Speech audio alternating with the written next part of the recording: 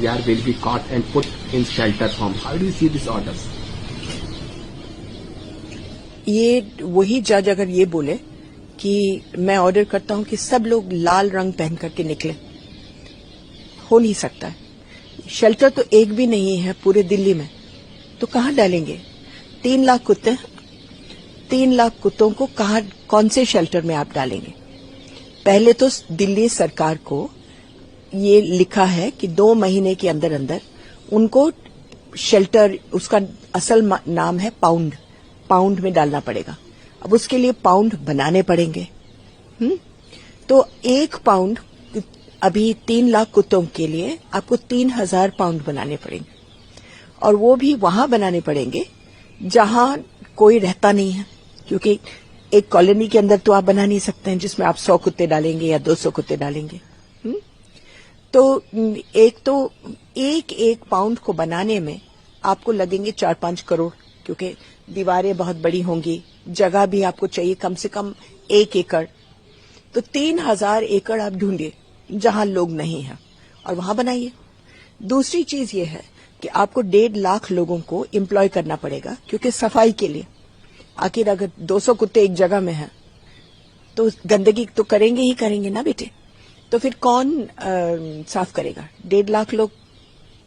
پھر واچ مین کرنا ہے، پھر ان کے لیے کھانا بنانے کے لیے کسی کو کرنا ہے. اگر آپ نے غلطی سے اگر بنا بھی لیے تو یہ بتائیے کہ آپ 5 کروڑ روپے ہفتے خرچہ کرنے کے لیے تیار ہیں کتوں کو کھلانے کے لیے ہر ہفتے؟ کیونکہ ابھی تو وہ مفت میں کھا رہے ہیں، فیڈرز، سول سوسائٹی ان کو کھلا رہی ہے. اب تو سرکار کہہ رہی ہے کہ نہیں ہم رکھیں گے اور ہم کھلائیں گے. تو بتائیے کہاں سے پیسے آئیں گے؟ اور اگر آئیں گے بھی تو لوگ کیا نہیں بولیں گے کہ آپ غریبوں کے لیے کچھ کر نہیں سکتے ہیں، آپ کتوں کو کھلا رہے ہیں؟ تو ایک تو یہ ناممکن ہے. دوسرا، اگر مان لو کوئی جادو سے ہو بھی گیا تو پھر کیا ہوگا؟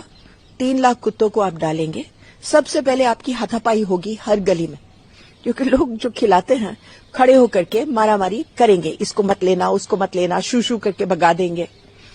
آپ کا ایک دن جائے گا ایک کتے اٹھانے میں. تو آپ نے 500 وین لگانے ہیں اس کام میں. چلیے اگر آپ نے یہ بھی کر لیا اور ان کو لے گئے، تو اس کے بعد اگر جس دن سڑک صاف ہوئے 3 لاکھ کتے کے، تو 2 چیزیں ہوں گی. ایک تو باہر سے کتے آئیں گے، غازی آباد سے، فرید آباد سے. کتے اور انسان اور چینٹی اور ہاتھی وہاں جاتے ہیں جہاں کھانا ہے. دلی میں بہت کھانا ہے، سب لوگ کھلاتے ہیں. تو ہمارے 3 لاکھ کتے کو 48 گھنٹے لگیں گے بھرنے میں. تو پھر آپ نئے 3 لاکھ کتوں کے ساتھ کیا کرو گے جو اسٹرلائز نہیں ہیں؟ دوسری چیز، اگر کتے نہیں آئے، آج بندر جو پھیل رہے ہیں دلی میں، وہ نیچے پیڑوں سے نہیں اترتے کتوں کے ڈر میں. جس دن کتے گئے تو آپ کے بندر یہاں ہر باغیچے میں گھوم رہے ہوں گے. یہ ہوا تھا پیرس میں 1880 میں، جب انہوں نے سارے کتے بلیوں کو مار ڈالا. 1 ہفتے کے اندر اندر کوئی نہیں رہ سکتا تھا اس شہر میں، کیونکہ سارے چوہے بھر گئے تھے نالوں میں. تو ان کو لانا پڑا دور سے، پھر کتے اور بلی. تو ہر ایک چیز کی اپنی اپنی مہتو ہوتا ہے. کیول کہنا کہ سارے کتوں کو ڈالو پاؤنڈ میں، یہ تو کوئی راجا جیسے بولتا ہے نا کہ پانی کے لہروں کو روک دو، یہ وہی والا ججمنٹ ہے. مگر میں ایک اور چیز کہنا چاہتی ہوں، اور وہ یہ ہے کہ یہ 2 بینچ کا ججمنٹ تھا، جو 2 بینچ کا آرڈر تھا، 2 ججز بیٹھے تھے. اس سے پہلے سپریم کورٹ میں 2 بینچ کا آرڈر تھا جسٹس ماہیشوری کا. تو کیا ان کا چلے گا یا ان کا چلے گا؟ کیونکہ جسٹس ماہیشوری نے کہا سب کچھ بہت ٹھیک ہے، تھوڑا سا اس کو اور اچھا کر دو بس. اب یہ اور یہ تو بالکل ایک جیسے ہوئے. دونوں الگ الگ آرڈرز آئے ہیں سپریم کورٹ سے، تو کون مانا جائے گا؟ سپریم کورٹ کی اور سے یہ بھی کہا گیا ہے کہ ڈاگس بائٹس کی گھٹنائیں لگاتار بڑھ رہی ہیں، اس کو دیکھتے ہوئے یہ آرڈر کیا گیا ہے. اس کے ساتھ ہی میئر کا بھی اس پر بیان آیا. تو میں یہ کہہ رہی ہوں ڈاگ بائٹس پتہ نہیں بڑھ رہے ہیں کہ نہیں بڑھ رہے ہیں، لیکن ہاں میڈیا ان کے بارے میں زیادہ لکھ رہی ہے. اور وہ اس لیے ہے بیٹا، ڈاگس تبھی بائٹ کرتے ہیں जब आप उसको उठा करके जहां रहता है उसको उठा करके रिलोकेट करो। अब मेरी कॉलोनी से उठा करके आपकी कॉलोनी में डालेंगे तो जाहिर है कि वो अकेला महसूस अपने आप को होता है, उसको चोट लगी है, लोग उसको डंडों के बाहर, वहां के कुत्ते उसको मारने के लिए तैयार है, किसी न किसी को तो काटेगा। अब क्या हो गया है कि इस शहर के RWA रात को वैन्स बुला बुला करके कुत्ते उठवाते हैं ऑन पेमेंट और इधर उधर फिकवाते हैं हर एक गली में। अब ज्यादातर जब जहां फिकवाते हैं वो गरीबों के यहाँ, तो गलियों में जब नए नए कुत्ते आते हैं तो इतने भरे हुए होते हैं वो गलियां पहले से ही कि वहां मारामारी हो जाती है और फिर कुत्ते काटते हैं। तो अगर रिलोकेशन बंद कर दो ये सब काटना पीटना बंद हो जाएगा। अब मेयर बहुत बहादुर इंसान है, 6 हफ्ते में वो 3000 जगह ढूंढ करके उनको बना भी पाएंगे और कुत्तों को भी पकड़ करके डाल देंगे और उनके खाने का इंतजाम भी करेंगे।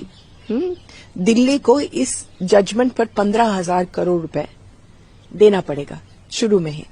तो आप इतनी बहादुरी करना चाहते हो तो हमें दिखाइए 6 हफ्ते में क्या करता है। कहना बहुत आसान होता है पॉलिटिशियंस के लिए। इसका उपाय ये है कि आप ABC सेंटर्स को ठीक से चलाएं जो स्टेरिलाइजेशन करते हैं, रिलोकेशन बंद करवाएं, तो 2 साल के अंदर अंदर आपकी सारी मुसीबत खत्म हो जाएगी।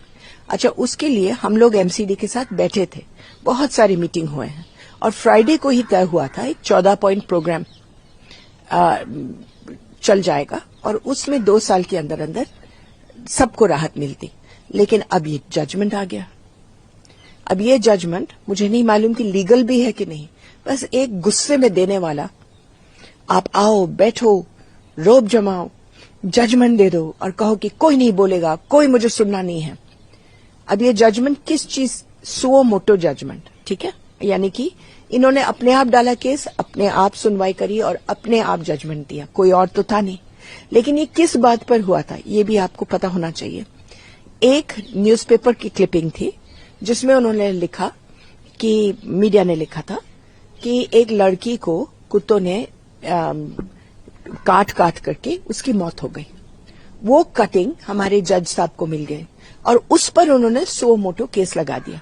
लेकिन वो वाली लड़की को हम लोगों ने इन्वेस्टिगेट किया तो पता चला ये लड़की बेचारी मर तो गई थी लेकिन कोई कुत्ता अगल बगल में कुछ नहीं था, वो मेनिंजाइटिस से मरी। और उनके माँ बाप भी यही बोल रहे हैं कि ये अखबारों में गलत निकला है। तो अब क्या बोल सकते हैं कि आपका जो पूरा गुस्से से ये बोलना गलत आधार पर आप बोल रहे हैं, तो क्या कर सकते हैं हम।